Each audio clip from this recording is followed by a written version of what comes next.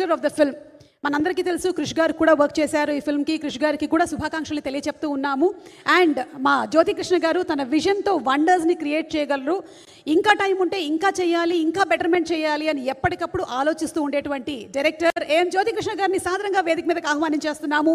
హరిహర వీరమల్లు సినిమాని మన ముందుకు తీసుకొస్తున్నందుకు వారికి శుభాకాంక్షలు తెలియచెప్తూ inviting him on stage please.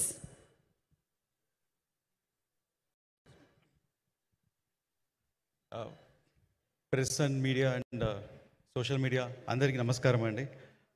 Invitation సడన్గా ఇన్వైట్ చేయండి. అందరూ మార్నింగే అందరు అసెంబ్లీకి చాలా చాలా thanks. And sir I'm very happy. నేను సడన్గా మీరు ప్రెస్ మీట్ అని చెప్పగానే నేను ఒక లోపల ఒక చిన్న సంతోషం వచ్చింది. అందరూ మిమ్మల్ని కలవాలి, ఒకసారి చూడాలి, మీడియా వాళ్ళందరికీ ఒక మనసులో ఒక కోరిక సార్. అండ్ ఆ కోరిక ఈరోజు నెరవేరింది. Very happy about that sir.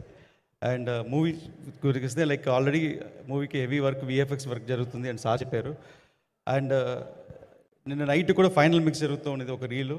And నాకు ఎస్టిమేషన్ ఉండేది ఒక రీల్కి ఒక 2 hours అవుతుంది, 3 years అవుతుందని.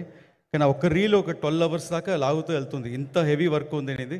బికాస్ దాంట్లో ఒక ఫైట్ ఉంది, ఒక సార్ డిజైన్ చేసిన ఫైట్, పవన్ సార్ డిజైన్ చేసిన ఫైట్. దగ్గర ఆ ఫైట్ ఒక 18-20 minutes ఎపిసోడ్ ఉంటుంది. ఫైట్లోనే ఒక కథ చెప్తున్నాం మనం. ఆ కథ చెప్పేదానికి మ్యూజిక్లో కథ చెప్పాలి.